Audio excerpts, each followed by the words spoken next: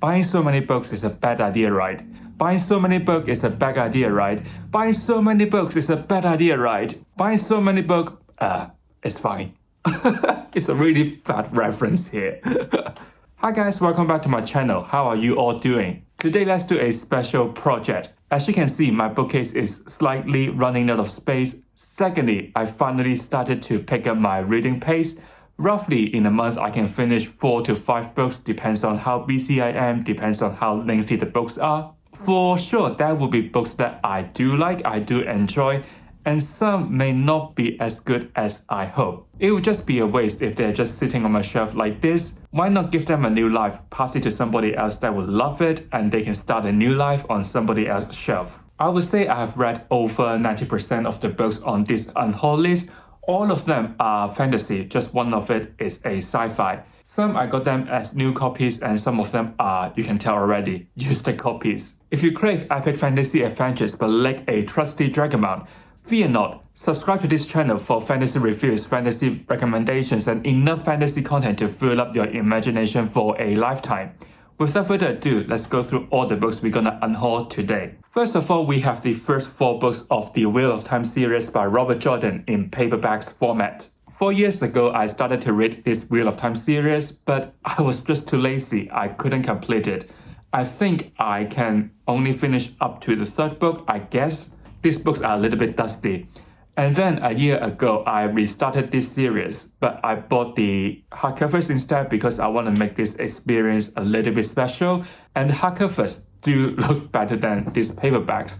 And also these paperbacks, they have changed the covers of it. I would say they are like the 2nd generation in terms of these covers because now you don't have this anymore in the bookshops. So I got these 4 books if anyone is interested in it. They're a bit dusty though. Speaking of the Wheel of Time series, I do have to catch up with it ASAP because I don't want to reread the series again. I am already halfway through it. Speaking of duplicates, I also have A Dance with Dragons by George R.R. Martin. I bought this one long time ago because this is the first fantasy series I've read.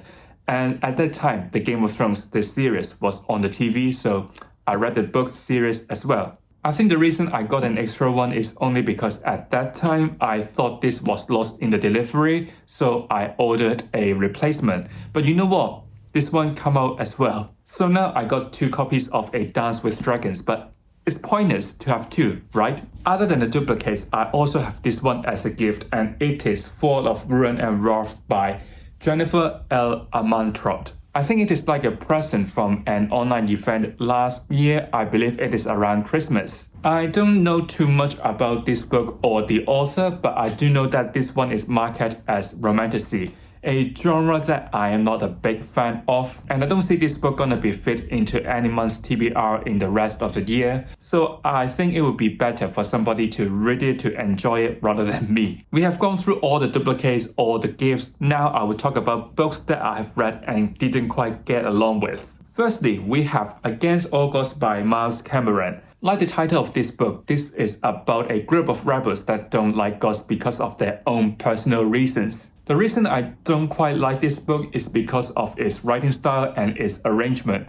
In this book, we're gonna follow a huge cast of characters. In the beginning, what I would say is the first half of the story, we will be introduced to every single one of them. And you know what? Every chapter is just too lengthy. It can easily be 30 pages or up to 50 pages long. After following a story about a character, we will then move on to another one. The first one, we will probably not see him anymore until the second half of the story, but we're gonna follow this pattern for like a couple of characters. By the time we're gonna see these characters coming together, probably you will forget some of them, why they are hating the gods, why they have to join this rebellion. Also, in between the chapters of these mortals, we also have the interlude of the gods. Once again, there are just too many gods and too many secret agendas. There are just so many details to be remembered. Even with all these reasons, I still managed to finish the book, but I have already DNF'd the whole series. The next book, we have The Adventures of Amina El-Sirafi by Shannon Chakraborty. I read this book probably last October or November. It is about a retired pirate called Amina, like the title of his book again. For some reasons, she has to be out of her retirement and start a new journey again. She recruited her old crewmate for this mission. On this journey, we're gonna see how they worked before, what they are specialized in, and also some juicy parts about Amina. Of course, there are gonna be some dangerous monsters that they have to face on the sea. I am not sure did I miss any details when I read this book, because one thing I do remember is how powerful suddenly Amina was. Also, Amina got a daughter, but because of this journey, she had to left her behind. When Amina is away, she always said that, I miss my daughter so much. When she sees something, she would say, I want to see this with her. I just find this mother-daughter relationship is a bit flat and weak in the story. Overall, I would still say it is a lovely book with a cozy vibe on this pirate journey, but I am just not a biggest fan of it. Last year, I joined the Ghostword GSFF, which is a UK-based fantasy book subscription. At that time, I don't know why, in 3 consecutive months, they were pushing romantasy so hard. But this genre is not really my cup of tea. I think it is the October 2023 book, which is What the River Knows by Isabel Albéniz. This book was set in the 19th century. We follow our main characters, Ines, who was a noble from Argentina, find her parents suddenly dead in Egypt. She alone traveled to there to investigate their mysterious death. She thought that she could find her uncle for help but got rejected. Then she made a series of decisions to stay in Cairo and find out what is actually going on. There is also a romantic encounter with her uncle's bodyguard called Wit. The thing I do enjoy is the free Cairo sightseeing tour, but I just find our main character, Ines, is not that likable and always make a decision without thinking too much. The romance here I would say is a little bit unhealthy because Wit was actually engaged, but Ines knew about it and still go ahead. What? I know that there's gonna be a sequel because there are things to settle.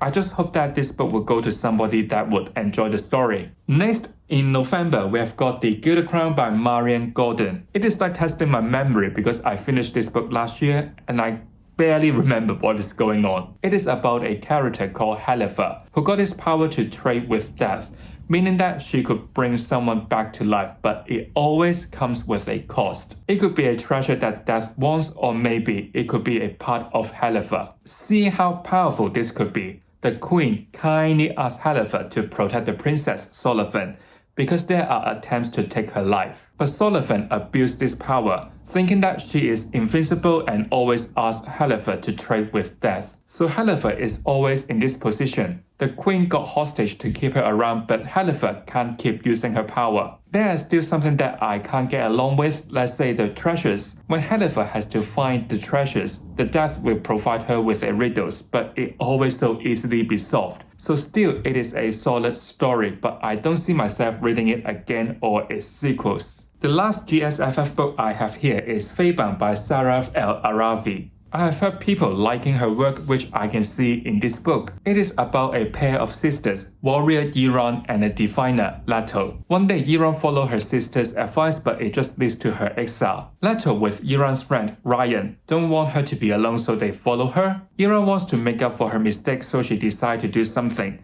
But she encounters something impossible, the Fae Court. What I do like about this book is the world building. We are like Leto and Yiran, we know so little about the world and the Fae. So we are like learning with them, seeing how this every piece gonna connect to a bigger picture. Leto as a diviner can give us some foreshadowing, but the twists are kind of predictable, and when the moments come, it lacks a little bit of wow factor. The romance here is rivalry to friends, which is not my favorite. I wish there could be some more depth to this relationship. The last book is also a subscription book, but it is from the Immigrate.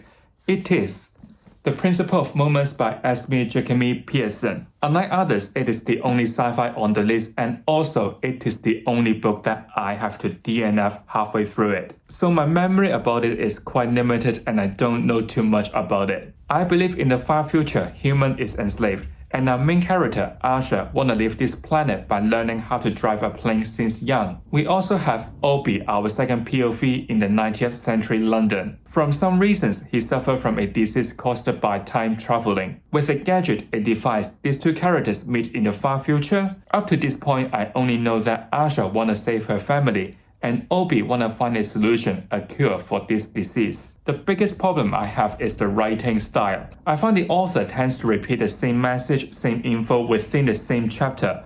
Or even, there would be a direct quote directly from earlier in the chapter. It just makes the pacing so weird and so lengthy to finish it. Also, there will be some quotes from the classics by the end of some chapters, but it is just so obvious who is representing who in the legend. And again, it is exactly what had happened in the same chapter. So I end up DNFing it, not even reading the half of it. Also, for Unimmigrate, they always do the new release for their subscription, but the reviews from those who have received the arc is not always excellent. The choice of their books is always on the YA side.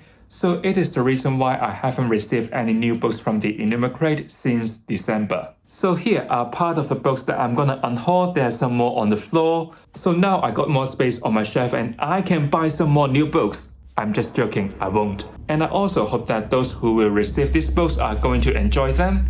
Do let me know in the comment, do you have any books you recently unhauled? So if you have enjoyed today's video, don't forget to give it a like. If you don't want to miss any content from me, make sure you have subscribed to my channel. I will see you real soon. Goodbye!